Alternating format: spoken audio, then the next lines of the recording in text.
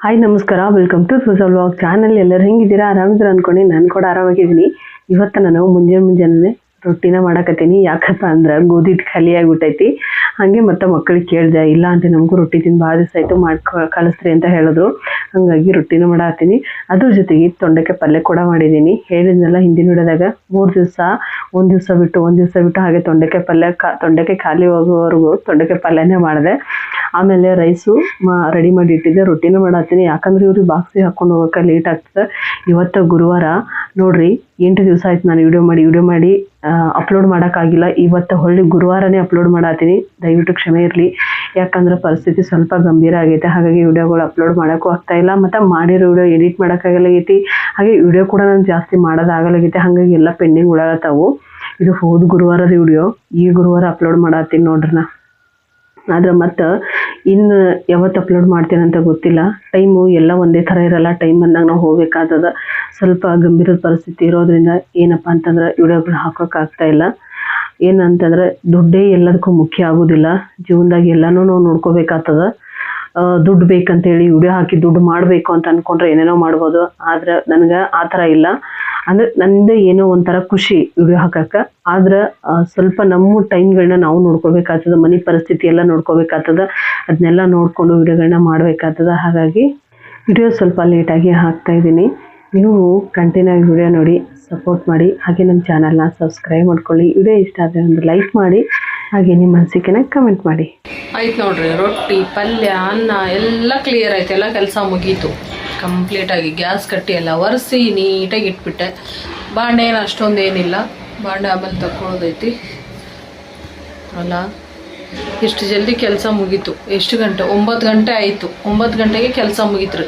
ಇನ್ನು ಐತಿ ಚಂತನ ದಿನಗಳೇ. ಅದು ಯಪ್ಪ ಭಗವಂತ, ಯಾಕಾದರೂ ಜೀವ ಇದೆಯೋ ಅನ್ನಿಸ್ತೈತೆ ನನಗೆ ಒಂದೊಂದ್ಸತಿ. ನಿಜವಾಗ್ಲೂ ಸಿಕ್ಕಾಪಟ್ಟೆ ಬೇಜಾರಾಗ್ತದೆ. ಕೈಯಾಗ ಒಂದೊಂದು ಕೆಲಸ ಇದ್ರೆ ಏನಾಗಲ್ಲ. ಬಟ್ಟೆ ನನ್ನನ್ನೇ ಬ್ಲೌಸ್ಗಳು ಹೊಲ್ಕೊಳ್ಳೋ ಅದಾವ, ಆದರೂ ನಾನೇ ಹೊಲ್ಕೊಳ್ಳಲ್ಲಿದ್ದೀನಿ. ಅದಕ್ಕೆ ಹೋಗಿ ಲೈನಿಂಗ್ ತೊಗೊಂಬರ್ಬೇಕು. ಅದು ಸೋಂಬೇರಿತನ. ಒಂದೊಂದು ಸತಿ ಸಿಕ್ಕಾಪಟ್ಟೆ ಸೋಂಬೇರಿತನ ಬಂದ್ಬಿಡ್ತೈತ್ರಿ ನನ್ನ ಜೀವನ ಅಲ್ಲ ಜೀವ. ಸಿಕ್ಕಾಪಟ್ಟೆ ಸೋಂಬೇರಿತನ ಮಾಡ್ತೈತಿ. ಎಷ್ಟು ಸೋಂಬೇರಿತನ ಮಾಡ್ತೈತಿ ಅಂದ್ರೆ ಹೇಳೋಕ್ಕಾಗೋದಿಲ್ಲ. ಅಷ್ಟು ಸೋಂಬೇರಿತನ ಕೆಲಸ. ಈ ಸದ್ದು ಬಾಕಿ ಏನಿಲ್ಲ. ಮನೆ ಒರೆಸ್ಕೋಬೇಕು, ಕಸ ಹುಡ್ಕೋಬೇಕು. ಸಿದ್ಧಾರ್ಥ ಈಗ ಹೋಗ್ಯಾನಲ್ರಿ, ಸ್ವಲ್ಪ ಹೊತ್ತು ಬಿಟ್ಟು ಮಾಡ್ಕೊಳ್ಳೋಣ ಅಂತೇಳ್ಬಿಟ್ಟು. ಇವತ್ತು ಮೇನ್ ಗುರುವಾರ ಅನ್ನೋದೇ ನೆನಪಿಲ್ಲ ನನಗೆ. ಎದ್ದೀನಿ ಇವತ್ತು ಬುಧವಾರನಾಗೆ ಆಗಿತ್ತು ನನಗೆ. ಯಾಕೆ ಅಂತಲೇ ಗೊತ್ತಾಗಿಲ್ಲ. ಇವ್ರು ಎಲ್ಲರೂ ಕೇಳೋತಾರೆ ಇವತ್ತು ಗುರುವಾರದ ನಂದು ಉಪವಾಸದ. ಅವ್ರು ಅಂತಾರೆ ಇವತ್ತು ಬುಧವಾರದತ್ತನ ಅಂದಿಸಿ ಗುರುವಾರನೇ ಮರ್ತೋಗ್ಬಿಟ್ಟಿನಿ ನೋಡ್ರಿ.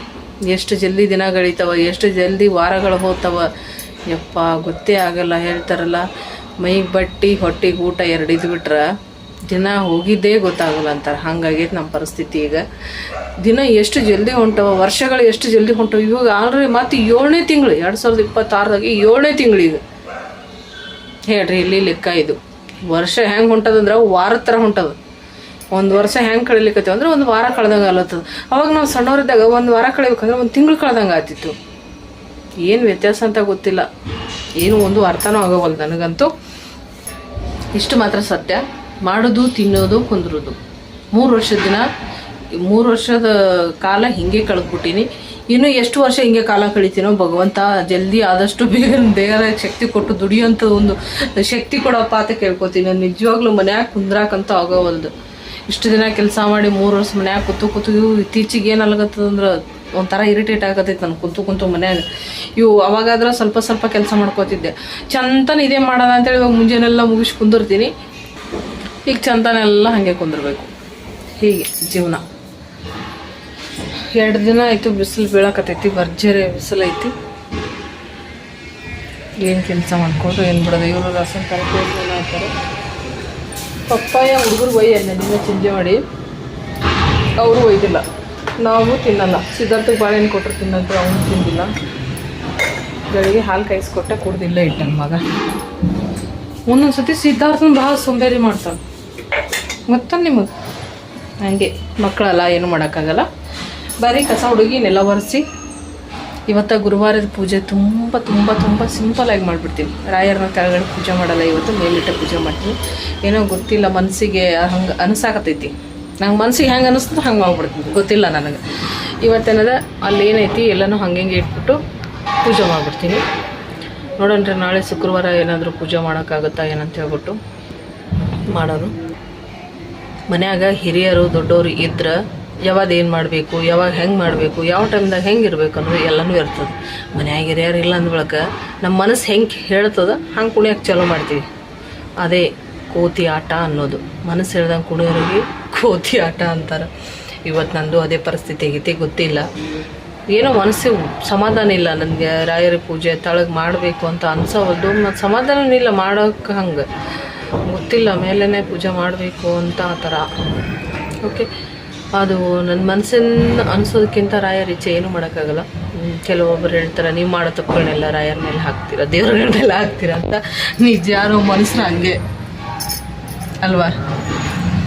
ಏನೇ ಬರಲಿ ದೇವ್ರ ಮೇಲೆ ಹಾಕ್ಬಿಡೋದು. ಕಷ್ಟ ಬಂದರೂ ದೇವ್ರೇ, ಸುಖ ಬಂದರೂ ದೇವರೇ, ಏನೇ ಆದ್ರೂ ದೇವರು ಅಷ್ಟೇ. ಓಕೆ, ಸಿಗೋಣ. ಮತ್ತು ಫಸ್ಟ್ ಜಳಕ ಮಾಡೋದು, ಮನೆ ಒರೆಸೋದು, ಎಲ್ಲ ಕೆಲಸಗಳು ಮಾಡ್ತೀವಿ. ದನ ಒಂದೇ ಸಲ ಸಾಯಂಕಾಲ ಈ ವಿಡಿಯೋನ ಮಾಡ್ತಾ ಇದ್ದೀನಿ. ಮಧ್ಯಾಹ್ನ ಏನು ಮಾಡೋಕ್ಕೆ ಹೋಗಲಿಲ್ಲ, ಮಳೆ ಬರೋಕತ್ತಿತ್ತು. ಬೆಳಗ್ಗೆ ನೋಡಿದ್ರೆ ಅಷ್ಟೊಂದು ಬಿಸಿಲಿತ್ತು. ಸಾಯಂಕಾಲ ಮತ್ತೆ ಒಂದು ರೌಂಡ್ ಮಳೆ ಬಂತು. ಮಳೆ ಬಂದಿದ್ದಕ್ಕಾಗಿ ಬಜ್ಜಿ ತಿನ್ನಬೇಕು ಅನ್ನಿಸ್ತು. ಹಂಗಾಗಿ ಬಜ್ಜಿನ ಮಾಡಾಕತ್ತೀನಿ. ಇನ್ನು ಮಳೆಗಾಲ ಚಳಿಗಾಲ ಬಂದುಬಿಟ್ರೆ ನಾವು ಹಿಂಗೆ ಎಲ್ಲ ರೀ, ಯಾವಾಗ ನೋಡೋ ಏನಾದರೂ ಸ್ವಲ್ಪ ಖಾರವಾಗಿ ತಿನ್ನಬೇಕು, ಈ ಬಜ್ಜಿ ತಿನ್ನಬೇಕು, ಈ ಥರ ಮಂಡಕ್ಕಿ ಎಲ್ಲ ಹಾಕ್ಕೊಂಡು ತಿನ್ನಬೇಕು, ಬಿಸಿ ಬಿಸಿದಾಗಿ ಏನಾದರೂ ತಿನ್ನಬೇಕು ಅನ್ನಿಸ್ತಿರ್ತದೆ. ಹಂಗಾಗಿ ಇನ್ನು ಮಳೆಗಾಲ ಚಳಿಗಾಲದಲ್ಲಿ ಸ್ವಲ್ಪ ಬಜ್ಜಿ ಐಟಮ್ ತಿನ್ನೋದು ಜಾಸ್ತಿ, ಅಂದರೆ ಎಣ್ಣೆ ಐಟಮ್ಸ್ ತಿನ್ನೋದು ಜಾಸ್ತಿ. ಹಂಗೆ ಕೆಲವೊಂದು ಮಾತುಗಳು ಮಿಸ್ಟೇಕ್ ಆಗ್ತಾವೆ. ಹಂಗೆ ಆ ಕಡೆ ಚಾಕು ಇಟ್ಟಿದ್ದೆ, ಯಾಕಂತಂದ್ರೆ ಬಜ್ಜಿ ಮತ್ತು ಚಾ ಎರಡೂ ಆದರೆ ಬೆಸ್ಟ್ ಅಲ್ಲ, ತಿನ್ನೋಕ್ಕೂ ಕೂಡ ತುಂಬ ಚೆನ್ನಾಗಿರ್ತೈತಿ. ಹಾಗಾಗ್ಬಿಟ್ಟು ಈ ಕಡೆ ಬಜ್ಜಿ ಮಾಡ್ಕೊಳತ್ತೀನಿ, ಆ ಕಡೆ ಹಾಗೆ ಚಾಕಿಟ್ಟೀನಿ. ಮೆಣಸಿನ್ಕಾಯಿ ಬಜ್ಜಿ ಖಾರವಾಗಿರುವಂಥ ಮೆಣಸಿನ್ಕಾಯಿ ಬಜ್ಜಿ ಮಾಡೋಣ ಅಂತ ಅಂದ್ಕೊಂಡೆ, ಆದರೆ ತುಂಬ ಖಾರ ಇರುವಂಥ ಮೆಣಸಿನ್ಕಾಯಿ ಇತ್ತು. ಹಾಗೆ ಇದು ದಪ್ಪ ಮೆಣಸಿನ್ಕಾಯಿ, ಬಜ್ಜಿ ಮೆಣಸಿನ್ಕಾಯಿ ಅಂತ ಬರುತ್ತಲ್ಲ, ಅದು ಇದರಿಂದ ನನಗೆ ತಿನ್ನೋಕ್ಕೆ ಅಷ್ಟೊಂದು ಇಷ್ಟ ಆಗಲ್ಲ. ನನಗೇನಂದರೆ ಈ ನಮ್ಮ ಉತ್ತರ ಕರ್ನಾಟಕ ಕಡೆ ಮಾಡ್ತಾರಲ್ಲ ಮೆಣಸಿನ್ಕಾಯಿ ಬಜ್ಜಿ, ಅದು ಅಂದರೆ ತುಂಬಾ ಇಷ್ಟ.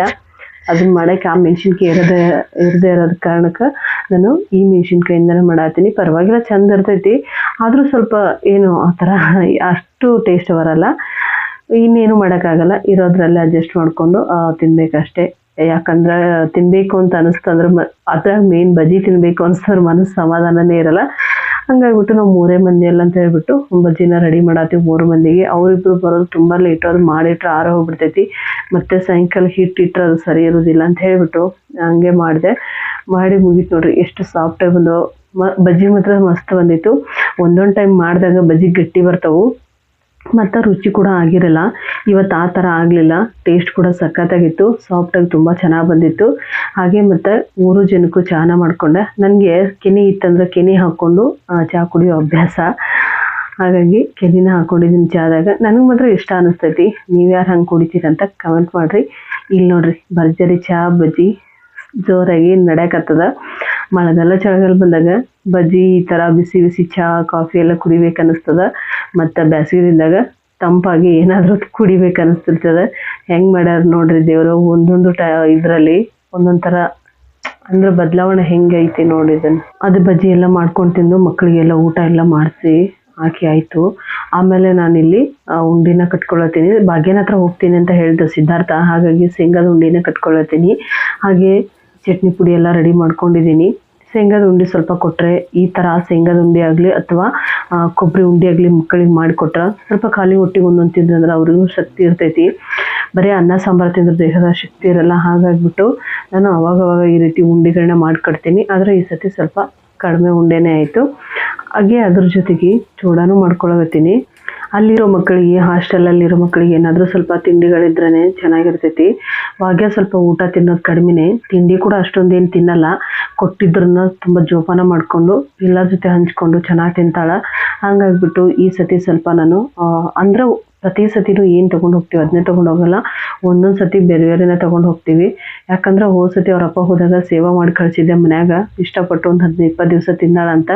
ಹಾಗೆ ಮತ್ತು ಈ ಸತಿ ಚೂಡಾನ ಮಾಡಿ ಕಟ್ಟಕತ್ತೀನಿ. ಸಾರಿ ಶೇಂಗಾದಿಂದ ಚೂಡ ಕಟ್ಟು ಅಂತ ಹೇಳಿದ್ಲು, ಅದಕ್ಕೆ ಚೂಡಾನ ಮಾಡಿಕೊಂಡೆ. ಚೂಡ ಸ್ವಲ್ಪ ಖಾರ ಕಡಿಮೆ ಹಾಕೊಂಡು ಮಾಡ್ಕೊಂಡ್ರೆ ಮಕ್ಕಳಿಗೆ ಇಟ್ಕೊಂಡು ತಿನ್ನೋಕೆ ಚಂದ ಅನಿಸ್ತೈತಿ. ಮತ್ತು ಹಾಗೆ ಚೂರು ಎಣ್ಣೆ ಕಡಿಮೆನೇ ಹಾಕಬೇಕು. ಎಣ್ಣೆ ಜಾಸ್ತಿ ಹಾಕೋದ್ರಿಂದ ಏನಾಗ್ತದಂದ್ರೆ ಈ ತಂಪಿನ ದಿನದಾಗ ಎಣ್ಣೆನ ಹಾಗೆ ಮಂಡಾಳ ಹೀರ್ಕೊಂಡ್ಬಿಡ್ತಾವ ಮಂಡಕ್ಕಿ. ಹಾಗೆ ಮತ್ತು ಏನಂದ್ರೆ ಇಷ್ಟು ದಿನ ಇಟ್ಕೊಂಡು ತಿನ್ನೋದ್ರಿಂದ ಮಕ್ಕಳಿಗೆ ಕಮ್ಮೂರಾಗಬಾರ್ದು. ಹಾಗೆ ಸ್ವಲ್ಪ ಎಣ್ಣೆ ಕಡಿಮೆ ಹಾಕೊಂಡು ಮಾಡ್ಕೋಬೇಕು. ಅದನ್ನು ಮಾಡಿ ಕಟ್ಟಿಟ್ಟೆ. ಹಾಗೆ ಇಲ್ಲಿ ಉಂಡೆ ಏನು ಕಟ್ಟಿಟ್ಟಿದ್ನಲ್ಲ ಒಂದು 20-25 ಉಂಡೆ ಆಗಿದ್ದು. ಅದಿಷ್ಟೇ ಸಾಕು ಅನ್ನಿಸ್ತು, ಯಾಕಂದರೆ ಇನ್ನೊಂದು 20 ದಿವಸ ಬಿಟ್ಟು ನಾನು ಹೋಗಬೇಕಿದ್ದೀನಿ. ಹಾಗಾಗಿ ಅವಾಗ ಹೋಗಬೇಕಾದ್ರೆ ಕೊಬ್ಬರಿ ಮತ್ತು ಶೇಂಗದ ಕಾಳು ಎರಡೂ ಮಿಕ್ಸ್ ಮಾಡಿ ಉಂಡೆನ ಕಟ್ಕೊಂಡು ಹೋಗ್ಬೇಕಂತ ಪ್ಲ್ಯಾನ್ ಇತ್ತು. ಹಾಗಾಗಿ ಸ್ವಲ್ಪನೇ ಉಂಡೆ ಮಾಡ್ಕೊಂಡೆ. ಸಿದ್ಧಾರ್ಥಗೆ ಒಂದು 4 ತೆಗೆದಿಡಬೇಕು ಅಂತ ಎತ್ತಿಟ್ಟೆ. ಆದರೆ ಮತ್ತೆ ಅನ್ನಿಸ್ತು ಸಿದ್ಧಾರ್ಥಕ್ಕೆ ಬೇಕಾದ್ರೆ ಮತ್ತೆ ಮಾಡಿ ತಿನ್ಸೋಣ ಅಂತ ಹೇಳ್ಬಿಟ್ಟು ಒಟ್ಟು ಬಾಕ್ಸಿಗೆ ಹಾಕ್ಬಿಟ್ಟೆ. ಹಾಗೆ ಖಾರ ಹಿಂಡಿ ಮತ್ತು ಇದು ಅಗಸೆ ಹಿಂಡಿನ ರೆಡಿ ಮಾಡಿಕೊಂಡು ಇದು 2 ಪ್ಯಾಕೆಟು ಬಿಸ್ಕೆಟ್ನು ಕೂಡ ರೆಡಿ ಮಾಡಿದ್ವಿ. ಯಾಕಂತಂದ್ರೆ ಅಲ್ಲಿ ಮತ್ತೆ ಹೊರಗೆ ತೊಗೊಳೋದಿಲ್ಲಕ್ಕೆ ನಾವು ದುಡ್ಡು ಕೊಟ್ಟರು ಸ್ವಲ್ಪ ಏನೋ ಐಸ್ ಕ್ರೀಮ್ ತಿನ್ನೋದು ಅಭ್ಯಾಸ ಸ್ವಲ್ಪ ಜಾಸ್ತಿ. ಆದರೂ ಹೇಳ್ತಿರ್ತೀವಿ ಬೇಡಮ್ಮ ತಿನ್ನಬೇಡ ಅಂತ ಹೇಳ್ಬಿಟ್ಟು, ಅಂದ್ರೆ ಚೂರು ಇಷ್ಟಪಟ್ಟು ತಿಂತಾಳು. ಹಾಗೆ ಮತ್ತು ನೋಡ್ರಿ ಟೈಮು 10:30-11 ಗಂಟೆ ಆಗ್ತಾ ಬಂತು. ಇಷ್ಟೊತ್ತು ಕೆಲಸ ಆಯಿತು, ಇನ್ನೂ ಮುಗ್ದಿಲ್ಲ. ಇದೆಲ್ಲ ಕ್ಲೀನ್ ಮಾಡಿಬಿಟ್ಟೆ ಮಲ್ಕೋಬೇಕು. ಯಾಕಂದ್ರೆ ಮತ್ತೆ ಬೆಳಿಗ್ಗೆ 2 ಗಂಟೆಗೆ ಹೇಳೋದೈತೆ ನನಗೆ. ಅವಾಗಿದ್ದು ಈ ಪಾತ್ರೆಗಳು ಸೌಂಡ್ ಮಾಡೋಕೆ ಕುತ್ಕೊಳ್ಳೋಕ್ಕಾಗೋದಿಲ್ಲ. ಅದ್ರ ಸಲುವಾಗಿ ಈ ಸದ್ಯ ಇದನ್ನೆಲ್ಲ ಕ್ಲೀನ್ ಮಾಡಿ ಎತ್ತಿಟ್ಟು ಪಾತ್ರೆ ತೊಳೆದು ಮಲ್ಕೋಬೇಕು. ನಿಮಗೇನಾದರೂ ವಿಡಿಯೋ ಇಷ್ಟ ಆದರೆ ಲೈಕ್ ಮಾಡಿ, ಹಾಗೆ ನಿಮ್ಮ ಅನಿಸಿಕೆನ ಕಮೆಂಟ್ ಮಾಡಿ, ನಮ್ಮ ಚಾನಲ್ನ ಸಬ್ಸ್ಕ್ರೈಬ್ ಮಾಡ್ಕೊಳ್ಳಿ. ಮತ್ತೆ ಸಿಗೋಣ ನೆಕ್ಸ್ಟ್ ವಿಡಿಯೋದೊಳಗೆ. ಕೆಲಸಗಳು ತುಂಬ ಐತಿ. ಈ ಕೆಲಸಗಳು ಮುಗಿಯೋಷ್ಟರಲ್ಲಿ ಸಾಕನ್ನಂಗೆ